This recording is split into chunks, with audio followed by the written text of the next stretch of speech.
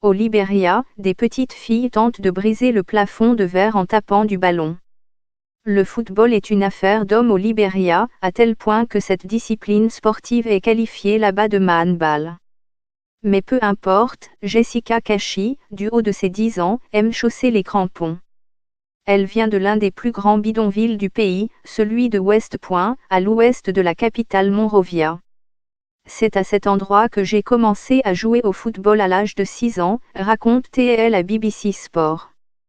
Ce tas de terre au milieu de maisons au toit de tôle n'a pas seulement été un tremplin pour poursuivre sa passion footballistique mais aussi celui qui lui a permis d'apprendre à lire et de prendre l'avion pour la première fois.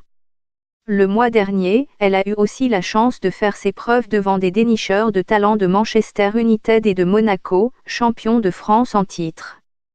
La petite fille a été découverte il y a 2 ans par l'Académie de football de Monrovia, MFA, un établissement qui prône l'égalité des sexes. Le modèle de Jessica est justement une femme et elle la surnomme affectueusement la Grande Marta. Il s'agit de la Brésilienne Marta Vieira da Silva, sacrée 5 fois meilleure joueuse de l'année de la Fédération internationale du football association. Elle est la footballeuse féminine la mieux payée et sans doute la meilleure du monde. Pourtant, le chemin est encore long pour les petites filles qui rêvent d'une carrière similaire. Moins de 0,5% des jeunes pousses des meilleurs clubs se retrouvent dans la première équipe.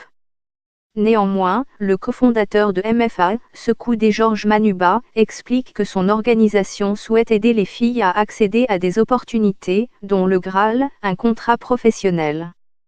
En Afrique de l'Ouest, le football féminin n'est pas bien structuré, déclare l'ancien international libérien à BBC Sport. Ils doivent faire un effort supplémentaire, c'est ce que nous essayons de changer, poursuit-il.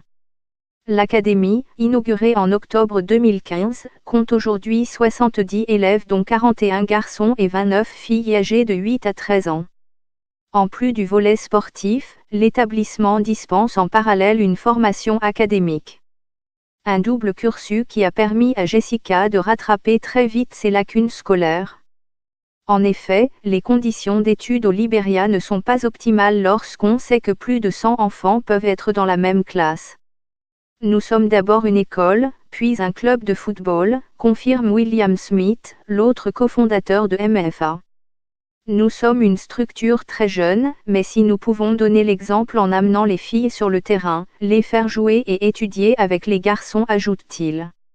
Victoria, la mère de Jessica, vendeuse de poissons au marché, est stupéfaite des progrès de sa fille.